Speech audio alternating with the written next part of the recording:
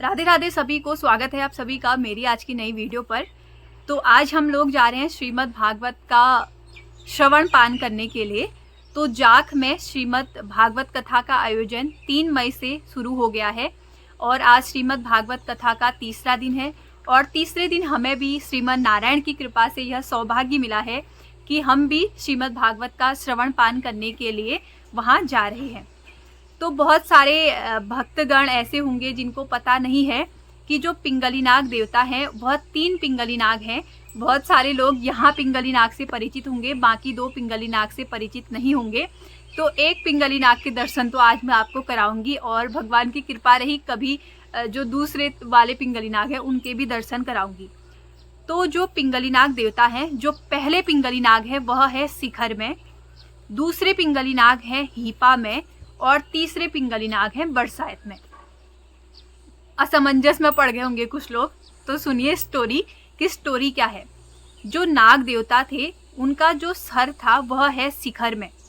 शिखर कहाँ है? जाख में, जाख वाला जो एरिया है वहाँ से रास्ता जाता है।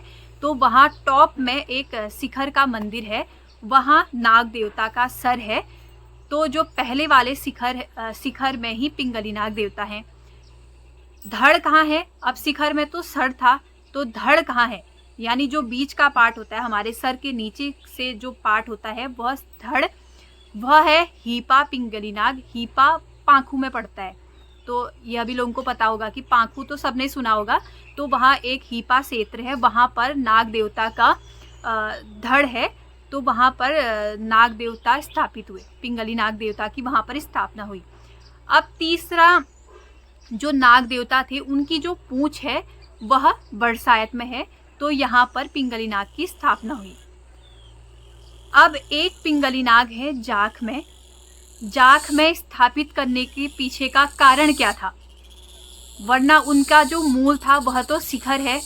बहुत सारे यात्रीगण और भक्तगण ऐसे हैं जो अपनी शारीरिक असुविधा के कारण ऊपर इतनी चढ़ाई करके नहीं जा पाते हैं, क्योंकि जो मूल वाला शिखर है वह बहुत ऊंचाई पर है। लगभग 1.5 घंटा लगता है। एक बार मैं भी गई हूँ, तब मैं व्लॉग नहीं बनाती थी। अगर व्लॉग बनाती होती तो ज़रूर दिखाती, और कृपा रही तो ज़रूर, अगर पिंगली नाग देवता का आशीर्वाद रहा तो मुझे बुलाएंगे और मैं आप लोगों को ज़रूर दिखाऊंगी। वहाँ भी जो शिखर है वहाँ उनका सर था।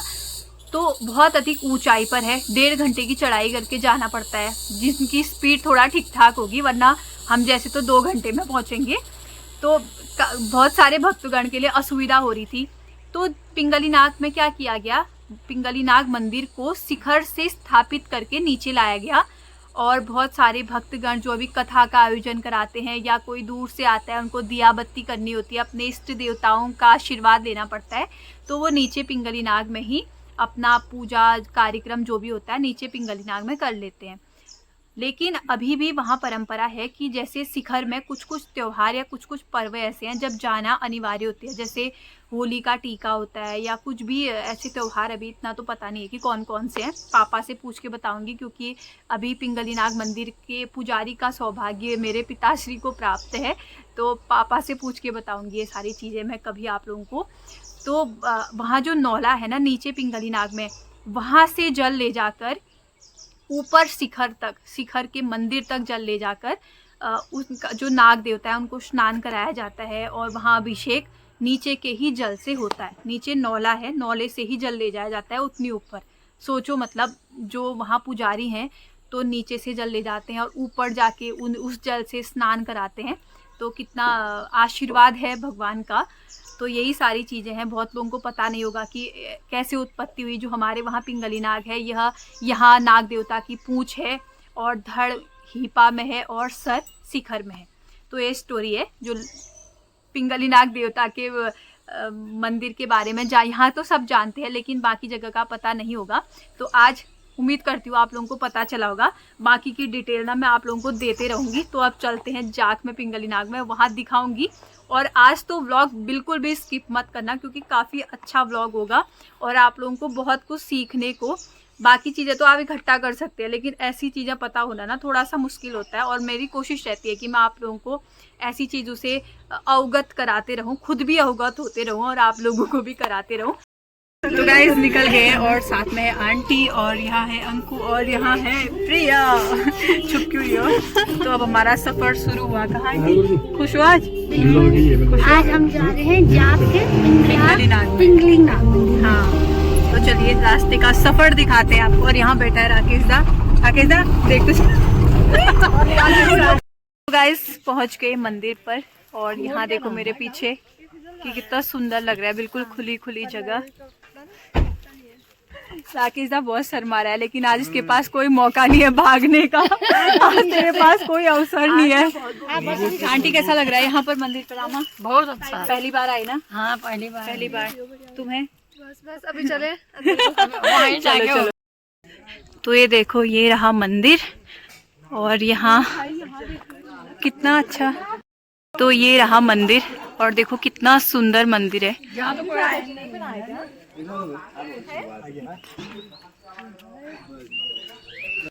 राधे राधे।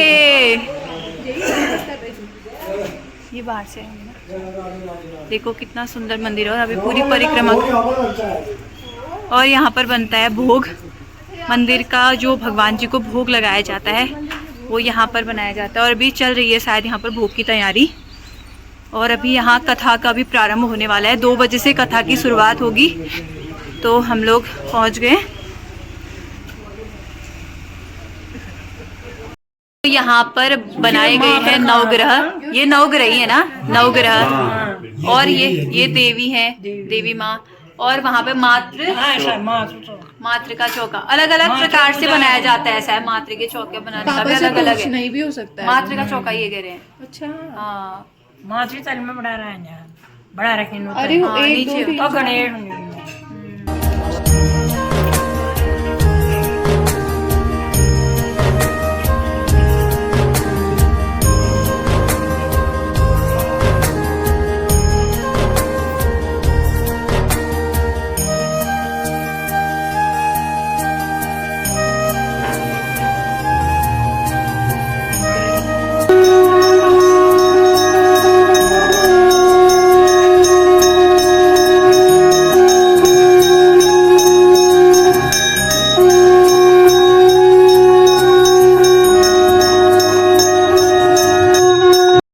मंदिर में पूजा हो गई है हमारी। और यहाँ का मंदिर भी जिन्होंने हमारे गांव का पिंगलीनाथ का मंदिर बनाया था उन्होंने इस मंदिर को भी बनाया है। तो बहुत सुंदर लग रहा है, बहुत शांति, मतलब बहुत ही सुंदर लग रहा है। और यहाँ पर आंटी और आमा दोनों फोटो शूट करवा रहे हैं अपना। और राकेश दा यहाँ वीडियो बना रहा है। और अब कथा का इंतजार हो रहा है क्योंकि बहुत अच्छा लग रहा है और बहुत शांति लग रही है यहाँ।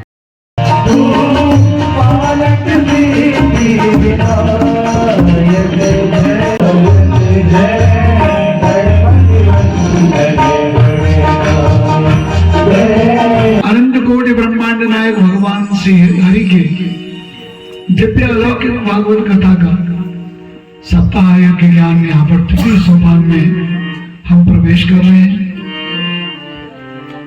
तृतीय सोपान में प्रवेश करने से पूर्व हम आपको समझा सके और आप समझ सके, मैं सुना सकूं आप सुन सके, ये सामर्थ्य देने वाले भगवान गुरुदेव की स्तुति करते हैं। उसके बाद कथा में प्रवेश करते हैं।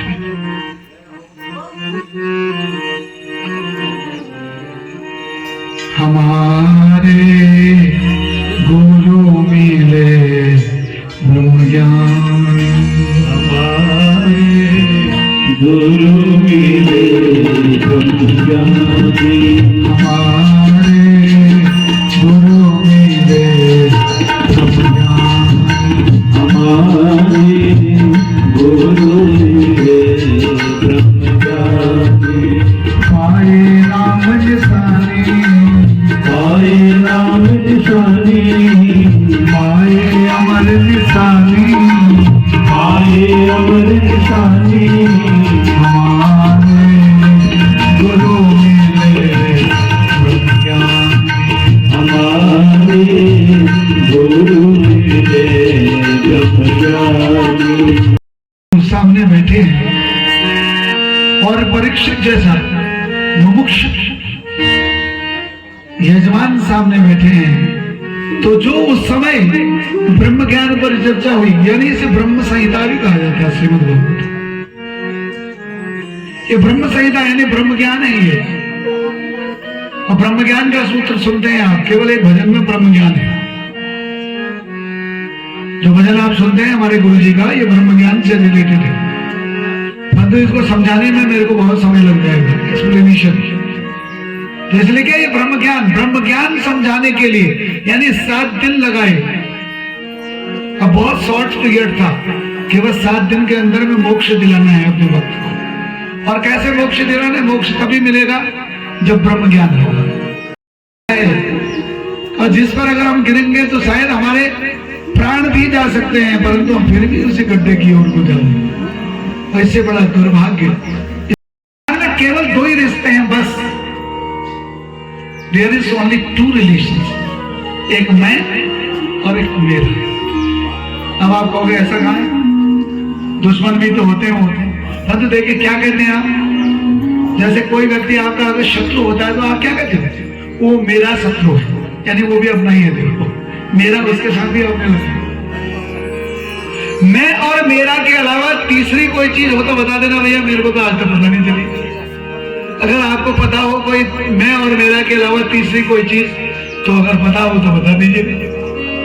क्योंकि संत मनीषी लोग कहते हैं, ज्ञानी लोग कहते हैं, मैं और मेरा के अलावा इस संसार में तीसरी कोई चीज है ही नहीं।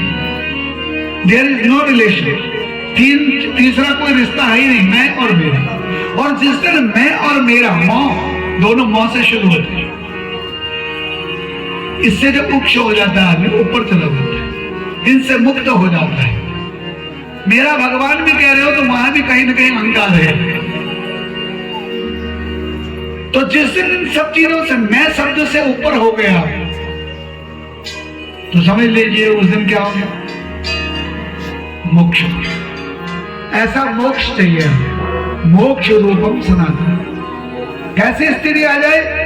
मनोबुद्धिरंकार चित्तानिनाहं, न च शोच जिह्वे न च घ्राण नेत्रे, न व्योम भूमिर्न तेजो न वायो, चिदानंद रूप शिवोम शिवोम। मनोबुद्धिरंकार चित्तानिनाहं, मन नहीं है, बुद्धि नहीं है, अहंकार नहीं है, चित्त नहीं है। मनोबुद्धिरंकार चित्तानिनाहं, न च श्रोत जिह्वे न च घ्राण नेत्रे, न जिह्वा है न घ्राण है न नेत्र है, कुछ नहीं है। न च श्रोत जिह्वे न च घ्राण नेत्रे, न तेजो न वायोर न व्योम भूमि। न स्रोत है न वायु है न व्योम है न भूमि है। व्योम माने आकाश। क्या हो जाएगा? चिदानंद रूप शिवोहम शिवोहम। चिद आनंद रूप। जब आदमी मैं आज से ऊपर उठ जाता ना तो आनंदित हो जाता है। जैसे भजन होता है, अब क्या होता है? मन कर रहा है अंदर से मैं भी नृत्य करूं, और अहंकार रोक देता है। कैसे करें? सब क्या कहेंगे? बड़ी भक्तन बन रही देखो नाच। इससे ऊपर उठना है। तो कहते कि ऐसा ज्ञान महाराज मुझे दीजिए कि जिससे, और उन मुमुक्ष संतों के बारे में बताइए, उन मुमुक्ष भगवान के अवतारों के बारे में बताइए, जिससे जानकर मनुष्य अहंकार से ऊपर है।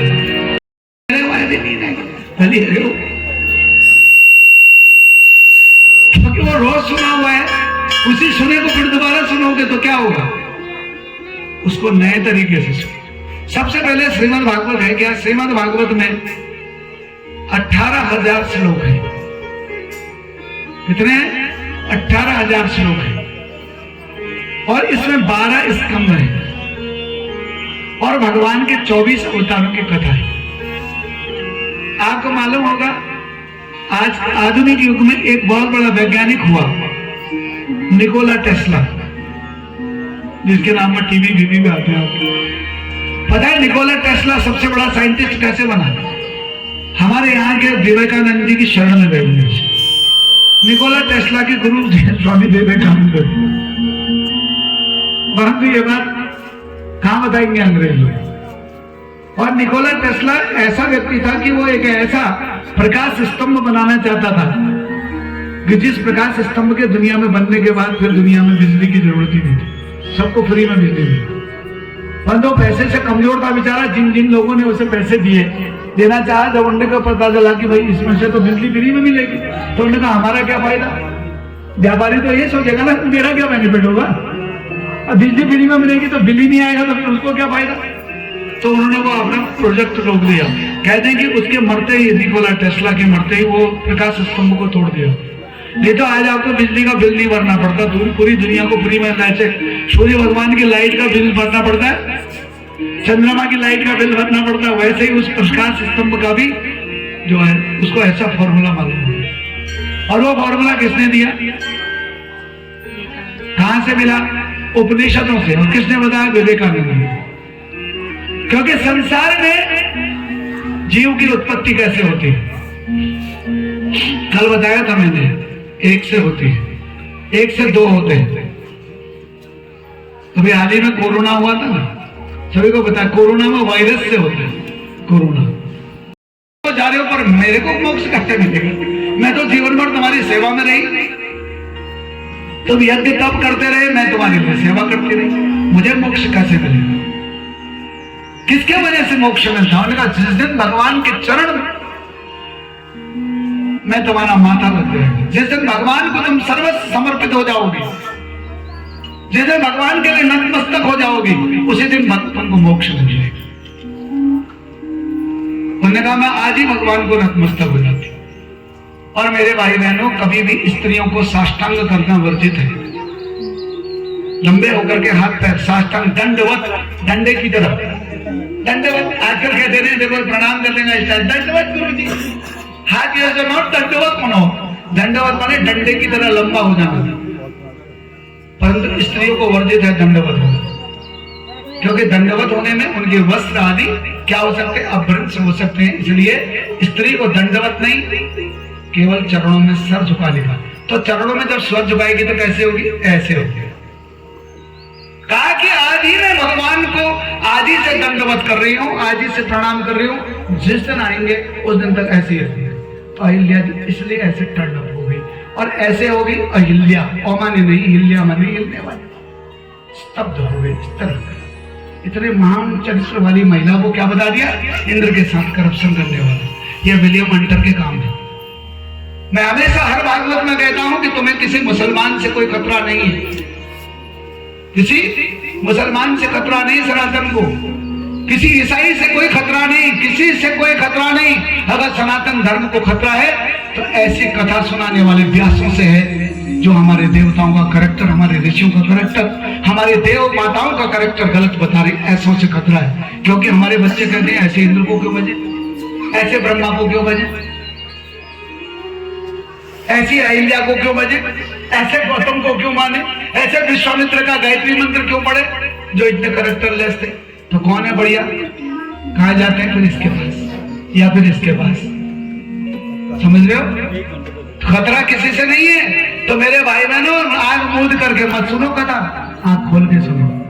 ये मत समझिए कि शंख माने जो आप घर में बजाते हो वो शंख नहीं है, बल्कि शंख का मतलब है शंख। शंख क्यों कहते हैं उसको? शम माने होता है शब्द, ख माने आकाश। आकाश से उद्घोषित होने वाला शब्द जो मैंने कल बताया था, सबसे पहले जो प्रस्फुटित हुआ था ना, ततो वृद्धि ओमकार अभ्यक्षराटम यद्लिंगं भगवतो ब्रह्मांड परात्मनः, कल बताया था ना, बिग बैंग थ्योरी भी कहती है। सबसे पहले कौन सा उद्घोष होता है? ओम। सृष्टि की शुरुआत किससे होती है? ओम। यानी कि भगवान के हाथ में शंख का मतलब है कि भगवान कहते हैं कि संसार की उत्पत्ति भी मुझसे हुई है, शुरुआत में हुई। यानी संसार की उत्पत्ति सबसे पहले किससे हुई? एनर्जी से। एनर्जी का कौन से फॉर्म से हुई? साउंड एनर्जी से। वो किससे निकलती? और वो साउंड एनर्जी कौन सी थी? ध्वनि ऊर्जा कौन थी? ओम।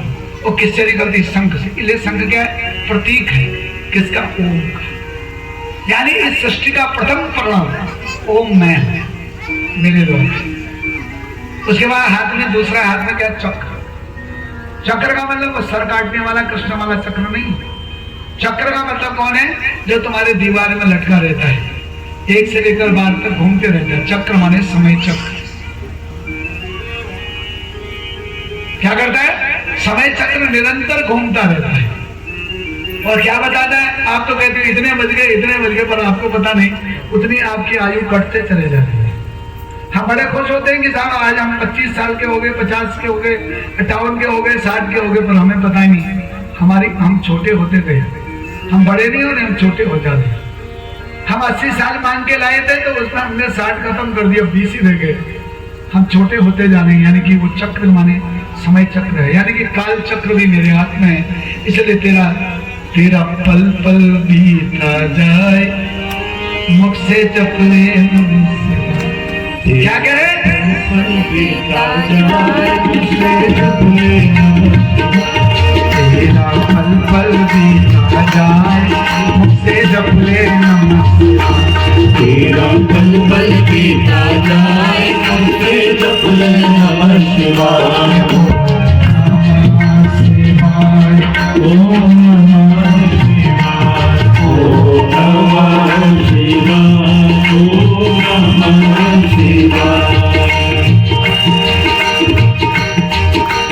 शिव शिव तुम हृदय से बोलो, शिव शिव तुम हृदय से बोलो, मन मंदिर का पर्दा खोलो, मन मंदिर का पर्दा खोलो, शिव शिव तुम हृदय से बोलो, शिव शिव तुम हृदय से बोलो, मन मंदिर का पर्दा खोलो, मन मंदिर का पर्दा खोलो। ये अवसर खाली न जाए मुझसे जपले नमः शिवाय, तेरा अवसर खाली न जाए मुझसे जपले नमः शिवाय, ओम नमः शिवाय, ओम नमः शिवाय, ओम नमः शिवाय, ओम नमः शिवाय।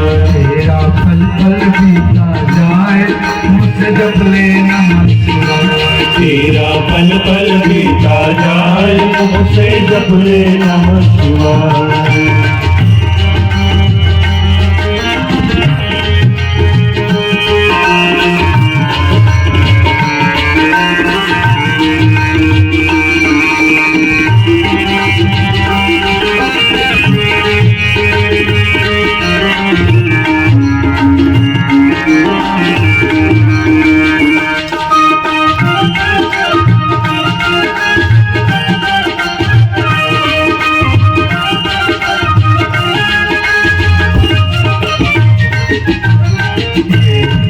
पंछी का मेला, ये दुनिया पंछी का मेला, समझो उड़ जाना है अकेला, सबको उड़ जाना है अकेला। ये दुनिया पंछी का मेला, ये दुनिया पंछी का मेला, समझो उड़ जाना है अकेला, समझो उड़ जाना है अकेला। तन मन साथ न जाए मुझसे जपले नमः शिवाय, तेरा तन मन साथ न जाए मुझसे जपले नमः शिवाय, ओम नमः शिवाय, ओम नमः शिवाय, ओम नमः शिवाय, सभी लोग कहिए। ओम नमः शिवाय।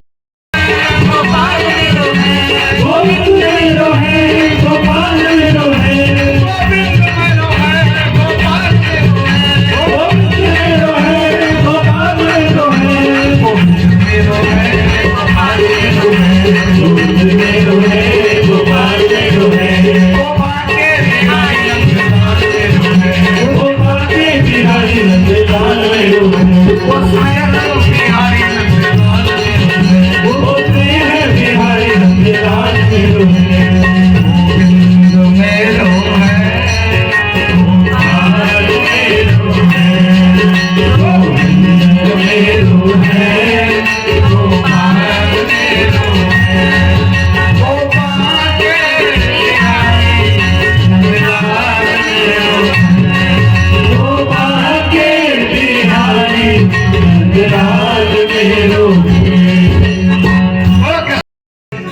क्यों? तो समझ लो उद्धार हो जाएगा। तो इसलिए भगवान को इस प्रकार कहते हैं, भगवान एवं बदे ये जिज्ञासु तत्व जिज्ञासु आत्मनम। मैंने ये ज्ञान किसके लिए लिखा? जिज्ञासुओं के लिए लिखा। और जिज्ञासु में कौन सा? जो तत्व से जानना चाहता है। ये है मेटाफिजिक्स। भगवान के हाथ में शंख चक्र गदा पद्म है, ये ज्ञान है। पंत क्यों है? उसका मतलब क्या है? ये तत्व ज्ञान है। तथा भगवान की कथा सुनाते हैं। सुखदेव जी कहते हैं कि भगवान के जो चरित्र हैं 24 चरित्र हैं। उन 24 चरित्रों में मैंने कल बताया पहला कौन है, सनत सनंदन सनत कुमार, और दूसरा अवतार है भगवान का वराह अवतार, सब जानते हैं।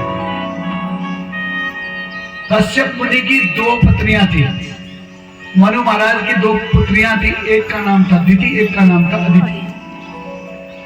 दोनों ट्विंस थी, जुड़वा, एक जैसी दिखती थी परंतु दिति बड़ी थी, अदिति छोटी थी।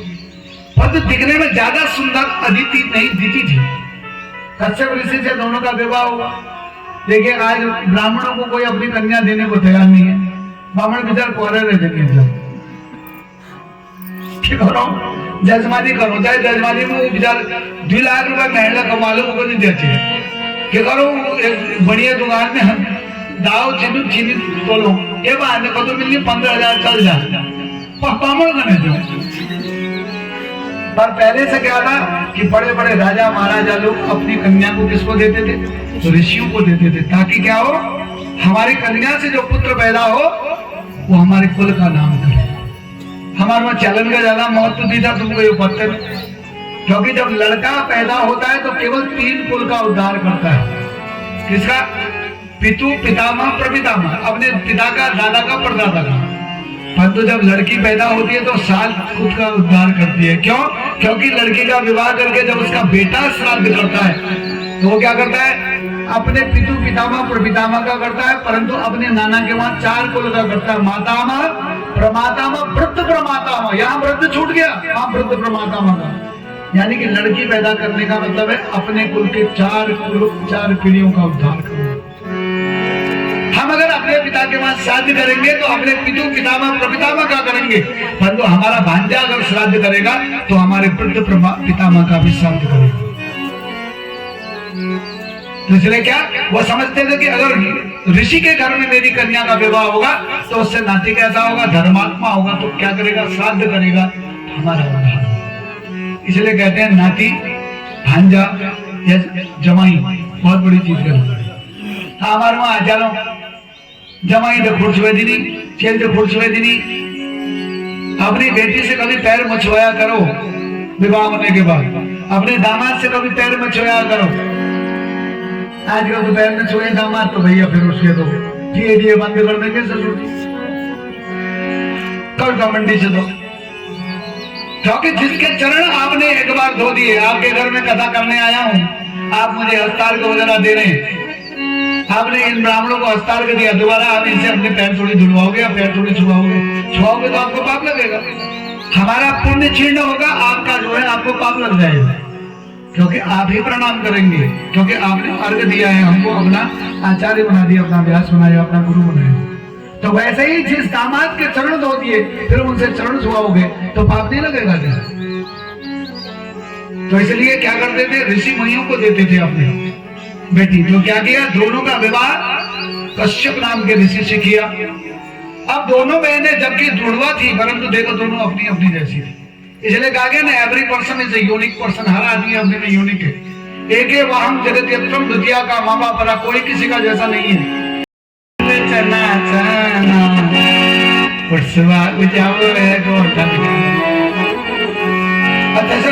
सुहा है क्यों?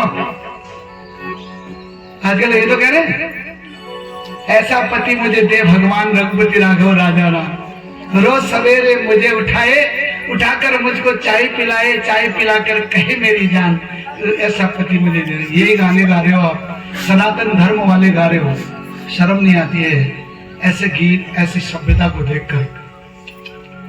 मुझे तो दुख होता है, परंतु क्या करें, हम जैसे लोगों को कौन सुनता है आजकल। तो बहनों आप सया करो, क्यों बहनें कथा करवाती है। अब पता चल रहा पति ने कहा नहीं भैया तत्तु गुरुजी बढ़िया कथा सुनाते हैं, पत्नी ने कह दिया ना वाले बहुत बढ़िया सुनाते हैं, माताओं कहते रहते हैं, उनको बुलाऊंगी मैं। आज दिन चुप रहे, चलिए बेटी लूजी पहले दिन फोड़ झुका दिए, जय माता, पहले दिन ही सर झुका दिया, अपना सिर दे दिया पत्नी को, फिर कहां से सर उठा पाएगा बताओ? जयमाल करते हो ना, तो रामचंद्र जी की भी तो हुई थी जयमाल। सीता जी के पास सीता जी जयमाल लेकर गई, रामचंद्र जी से कह रहे सर झुका लो, रामचंद्र जी कहते पहले दिन सर झुका दूंगा तो जिंदगी भर सर झुका रहेगा। अब जानकी जी बेचारी जयमाल डालने के लिए तैयार है, राम जी सब झुकाने को तैयार नहीं। अब जानकी जी 7 साल की छोटी छोटी, राम जी 15 साल के बड़े। लंबे लंबे महोरस को महोश्वासो गूढ़ जत रंगमा अजान भाव सुबसा सुललाट सुविक्रमा। बोला झुकूंगा नहीं, हम क्षत्रिय, हम किसी के सामने झुकेंगे। मेरी छोटी है झुकी गई सिया, मेरी छोटी है झुकी सिया, झुकी गई सिया मोरी छोटी है, सिया मेरी छोटी लली मोरी छोटी, सिया मोरी छोटी लली मोरी छोटी, सिया मेरी छोटी लली मोरी छोटी, सिया मोरी छोटी लली मोरी छोटी, के भी सिया मेरी छोटी है, अरे हो अवध के भी सिया मेरी छोटी है, सिया आवाज बोल रही है, आवाज बोल रही है, सिया मेरी छोटी है। बाबा क्या कहते हैं?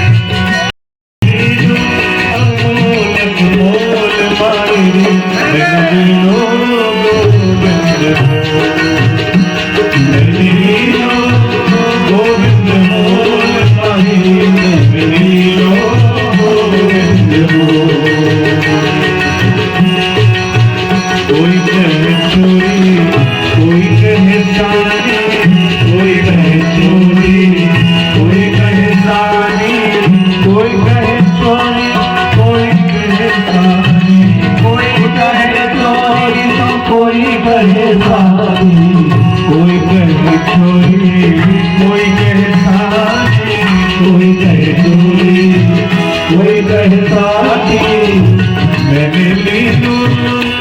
मैंने लीनो बजनता ढोल वाले, मैंने लीनो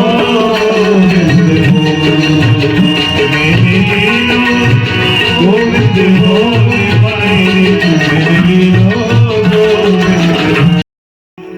बस उन्हें देखने के लिए क्या चाहिए?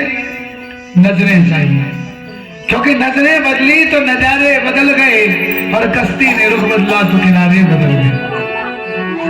क्योंकि नजर है, जैसी नजर होगी वैसा ही उसको दिखाई दे। जाकी रही भावना जैसी प्रभु मूर्ति देखी जैसी। आप बैर भाव से देखते हो तो तुम्हें यम दिखाई देते हैं, मैं उन्हें पितृ भाव से देखता हूं तो मुझे पिता दिखाई। तो बोला ये लौ स्तंभ में भी है? बोले हाँ है। लौ स्तंभ को तोड़ा तो भगवान प्रकट हो गए, भगवान नरसिंह प्रकट हुए और पूरा खंभ बाढ़ करके क्या हुए? भगवान प्रकट हुए, और प्रकट होने के बाद मुझे शर्मा जी भी यहाँ सो गए।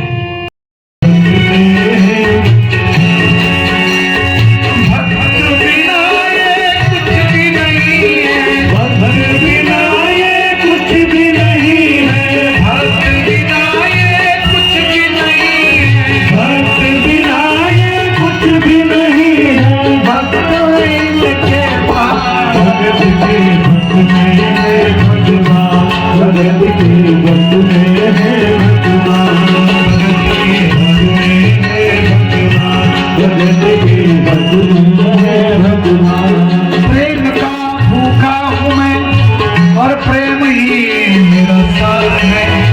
प्रेम का भूखा हूँ मैं और प्रेम ही मेरा सार है, और प्रेम से मुझको भजे उसका बेड़ा पार है।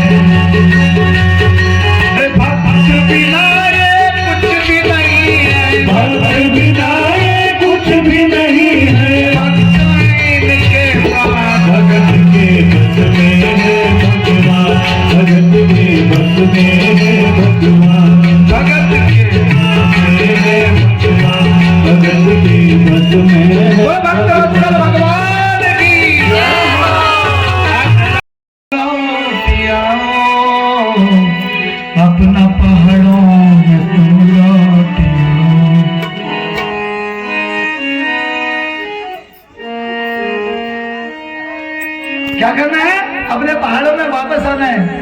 पार्वती जी को अपने पहाड़ प्रिय हैं और यहाँ की पार्वती को अपने पहाड़ प्यारे हैं।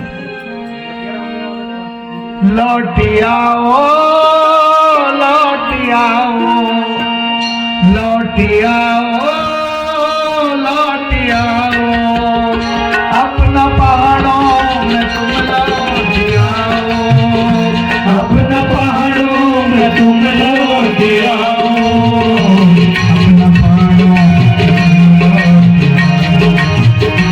अपना पहाड़ों में तुम लौटियाओ नीजा नीजा थोड़ी देर नीजा नीजा नीजा थोड़ी देर नीजा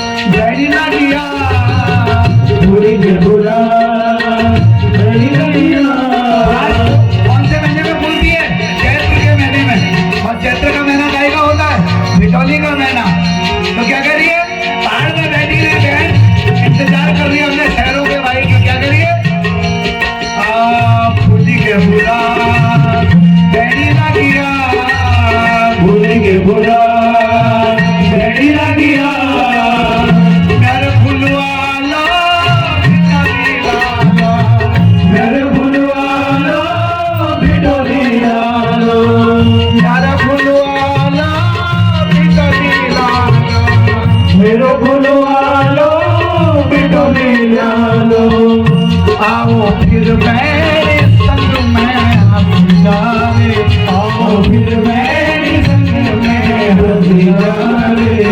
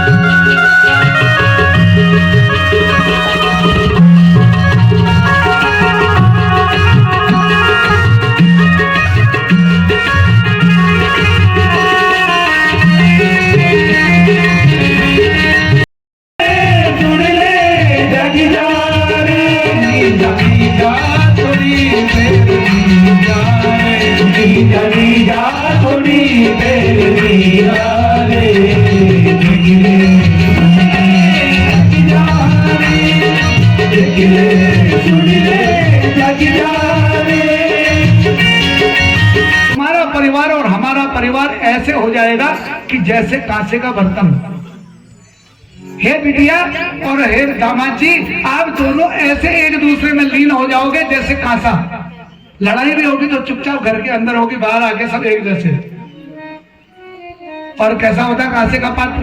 अगर हाथ से नीचे गिर गया तो टूट जाता है, ब्रेकेबल होता है, कांच की तरह टूटने वाला होता है। कांचे की थाली टूट जाती है और कांसे में वेल्डिंग नहीं होती है। मुझे की बात, तो इसलिए कहने का मतलब ये रिश्ता ऐसा ही है विवाह का, संभाल के रखोगे तो युगों युगों तक रहेगा। अगर कहीं संभाल में गड़बड़ हो गई, हाथ से छूट गया ना, टूट जाएगा तो फिर स्वाइप नहीं लग सकता।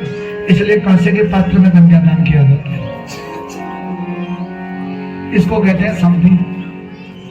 ओ हमारी भोगा को देख देख, ये पूजा होती है। ओम जय जगदीश हरे, स्वामी जय जगदीश हरे चल रहा है। और पांच पंडित जी कह रहे क्या? धीरे धीरे तेरा तुझको अर्पण क्या लागे मेरा, नंबर कैसे लो बदल क्या लागे मेरा स्वामी क्या लागे अपने खर्च करवाने क्या शिक्का नहीं। क्या कह रही? तेरा तुझको अर्पण क्या लागे मेरा, और वो पति देवटी 100 नोट निकल गए, शनि ठर्ष मारते हैं तो मैं सिक्के किता तेरा तुझको तेरा तुझको अर्पण। ऐसी पूजा आग लगे, ऐसी पूजा को आग लगे, ऐसी आरती को, ये जिसको कहते हैं पूजा। जो कह रहे हो ना उसको अपने जीवन में अप्लाई करो, उसको कहते हैं पूजा। भगवान तुम्हारे मुंह की आवाज नहीं सुनता, क्योंकि दुनिया सुनती है कि मुंह की आवाज। मुंह की बात सुने हर कोई, दिल के दर्द को जाने कौन, आवाजों के बाजारों में खामोशी पहचाने कौन। आवाजों का बाजार है, इनको सुनाओ वाणी, परंतु उसके वहां खामोश रहो, स्तब्ध रहो।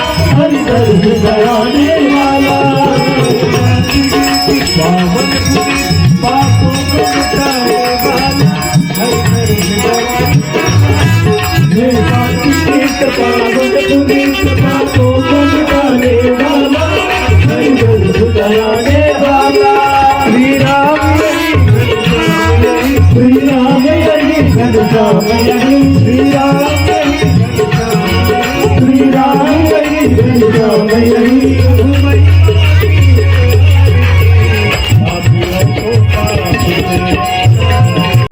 यानि कानि च पापानि जन्मान्तरकृतानि च तानि सर्वाणि नश्यन्तु प्रदक्षिणां पदे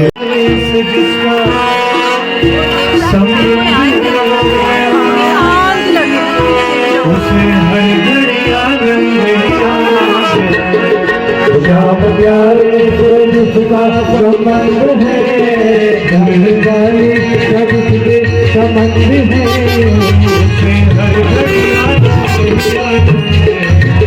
उसे हर घड़ी उसे हर घड़ी आनंद है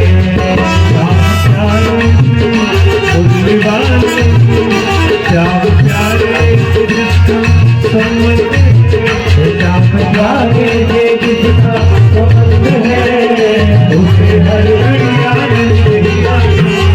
आएंगे तो गुलाब जाऊंगी आएंगे तो गुलाब जाऊंगी आएंगे तो गुलाब जाऊंगी दीप जला के दीवानी बनाऊंगी दीप जला के दीवानी में बनाऊंगी तेरे दिल में तेरे दिल में मौके सारे पाप मिट जाएंगे राम आएंगे ओ मेरे दिल में मौके सारे पाप मिट जाएंगे राम आएंगे मेरी झोपड़ी के भाग खुल जाएंगे राम आएंगे ओ मेरी झोपड़ी के भाग जाएंगे राम आएंगे ओ राम आएंगे आएंगे राम आएंगे ओ राम आएंगे आएंगे राम आएंगे राम आएंगे आएंगे राम आएंगे ओ राम आएंगे आएंगे राम आएंगे मेरी झोपड़ी के बाग खुल जाएंगे राम आएंगे ओ मेरी झोपड़ी के बाग खुल जाएंगे राम आएंगे